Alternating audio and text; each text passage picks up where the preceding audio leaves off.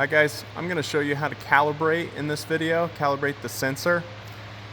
So in this case, this system's not even on at the moment. It's actually been shut off for about a day and a half. They haven't ran any produce.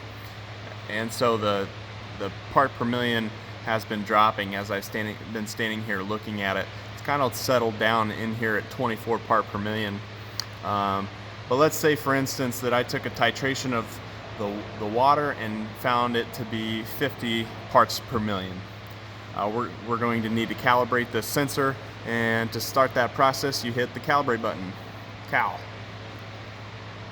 There's only two options, the slope calibration and calibrating the 0 point. It's always going to be the slope calibration. You see that your indicator is selecting the slope calibration, so hit OK. And now we follow the instructions on the screen.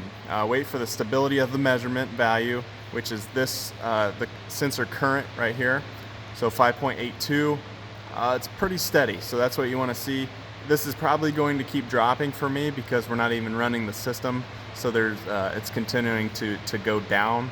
But your value will stay pretty steady, even to the hundredths. So wait for that value to quit moving, and then we've already had our sample taken, so just continue by hitting calibrate. Now here our indicator shows that if we hit OK, we're going to change this 22 part per million to what we need it to be. So change with OK. So change by pressing OK. Hit OK. Let's say that our titration told us that the part per million value should be 50. So we just run this up to 50 part per million. And we'll hit OK. And then continue by pressing calibrate. So here you see that the measurement value is 50, and we're going to go ahead and hit calibrate. Calibrate. Okay, the calibration was successful. And then we can hit cancel, or we could cancel that if we made some mistake by hitting escape, or we can continue by hitting calibrate. At this point, this is just an example and I'm doing it wrong, so I'm going to hit escape.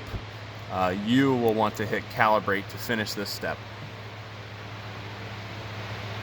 There we go. So I didn't want to hit calibrate because our part per million is dropping, and it wouldn't have been accurate. So I hope this was helpful. If you have any questions, feel free to give me a call. And we're good. Thanks.